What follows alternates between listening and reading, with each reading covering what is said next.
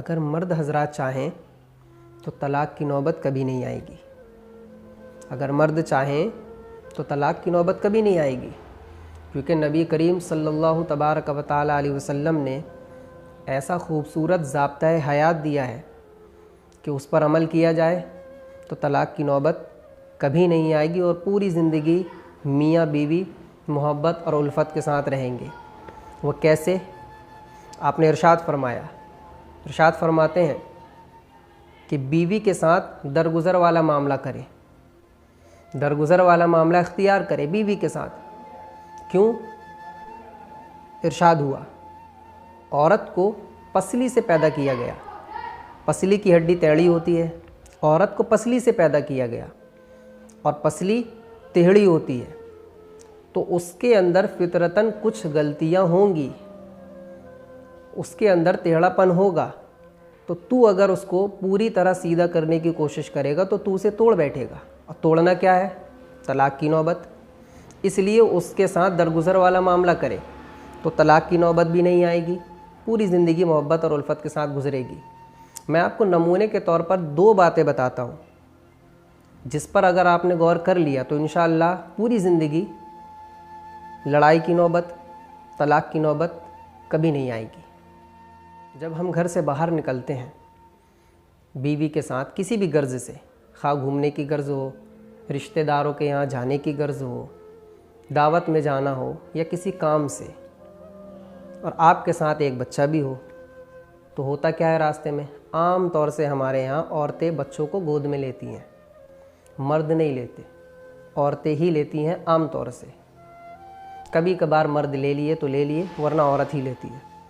अब हम रास्ते पर जा रहे हैं, गाड़ी में है तो गाड़ी में, पैदल है तो पैदल, धूप की तपिश हम भी बर्दाश्त कर रहे हैं, बीवी भी बर्दाश्त कर रही है, बच्चे को भी बीवी ही ली हुई है। लेकिन जब हम लौटते हैं घर की तरफ तो हम आकर के सोफ़े पर आराम से बैठ जाएंगे, फिर बीवी आपके सामने पेश करेगी, पानी लीजिए, पानी पी लीजिए। भाई, सफ़र की मशक्क़त तो उसने भी उठाई है ना, और हम भी उठाए हैं, बच्चे को भी उसी ने गोद लिया है, प्यास उसको भी लगी है, लेकिन पानी वो आपको पेश करती है। फिर अगर भूख लगी है तो हम फ़ौरन कहेंगे खाने को क्या है? बीवी किचन में जाएगी, खाना तलाश करेगी, खाना है तो गरम करके पेश करेगी। क्या उसको भूख नहीं लगी? भूख तो उसको भी लगी, भूख तो तुम्हें भी लगी, लेकिन कर कौन रहा है? बीवी। बिलफ़र्ज़ खाना ना हुआ तो वो बड़े अदब से आकर कहेगी आप थोड़ा इंतज़ार करिए, मैं बना करके ला के देती हूँ। फिर वो बीवी किचन में जाएगी, खाना बनाएगी और फिर आपको परोसेगी। ये गौर करने वाली बात है या नहीं है? रास्ते पर आप भी जा रहे हैं, साथ में वो भी है, बच्चे को भी उसने लिया है, उसके बावजूद आप जब घर लौट रहे हैं, सोफ़े पर आप आराम से बैठ रहे हैं, पानी वो ला करके दे रही, खाना वो ला करके दे रही, इतनी खूबियाँ क्या कम हैं? किसी कहने वाले ने कहा था कि बंद घड़ी भी दिन में 2 मरतबा सच बोलती है। मतलब बंद घड़ी भी जो कबाड़ में फेंक दी जाए, जिसकी कोई कदर कीमत ना हो, वो घड़ी भी दिन में 2 मरतबा सच बोलती है। फिर तो बीवी चलती फिरती इंसान है ना।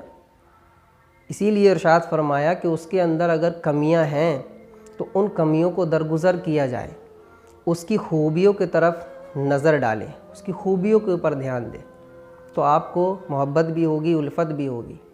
दूसरी मिसाल भी ले लें आप, जिसकी जो मिसाल हमारे और आपके दरमियान रोज़ाना होती है।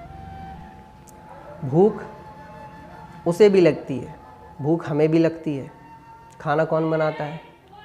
बीवी। हर घर का यही माहौल है, औरतें ही खाना बनाती है, माँ, बहन, बीवी। मर्द हजरात तो नहीं बनाते। हाल तो ये है कि अगर वो बना दें कभी तो शर्मिंदगी महसूस करते हैं, अखलाक के ख़िलाफ़ इस काम को समझते हैं, जबकि ऐसा नहीं है। नबी करीम सल्लल्लाहु तबारक व तआला अलैहि वसल्लम बीवियों के घर के कामों में हाथ बटाया करते थे। ये आपकी सुन्नत मुबारका में से है। अगर ये अखलाक से गिरी हुई बात होती तो आपके ज़रिए ये काम कभी नहीं किया जाता। अगर ये शर्मिंदगी वाली बात होती, शान के ख़िलाफ़ बात होती, तो आपसे ज़्यादा शान वाला कौन है? लेकिन आपने ये काम करके उम्मत को ये दर्स दे दिया कि जब ज़रूरत पड़े, कभी मोहब्बत का इजहार करना हो, तो ये काम भी आप कर सकते हैं, ये सुन्नत से है। लेकिन नहीं, हमारी शान के ख़िलाफ़ है। घर का कुछ काम कर दिए, हमारी शान के ख़िलाफ़, हमारी अखलाक के ख़िलाफ़। पैरा है, खाना हम भी खाते हैं, वो भी खाती है, भूख उनको भी लगती है, बनाती घर की औरतें ही हैं।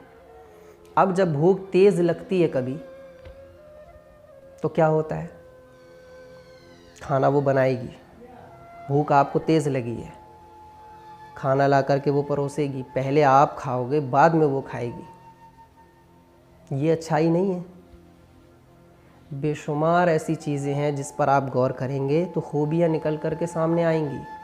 इसीलिए नबी करीम ने इरशाद फरमाया, दरगुज़र का मामला करें, क्योंकि फितरतन बुराइयाँ मिलेंगी, कमियाँ मिलेंगी। उन कमियों की तरफ ध्यान रखोगे तो ज़िंदगी भर परेशान रहोगे, लड़ाई झगड़ा उठा पटक चालू रहेगा। इससे बचने के लिए उसकी खूबियों पर ध्यान दें, उसकी अच्छाइयों पर ध्यान दें, तो इंशाअल्लाह तबारक व तआला कभी भी तलाक़ की नौबत नहीं आएगी।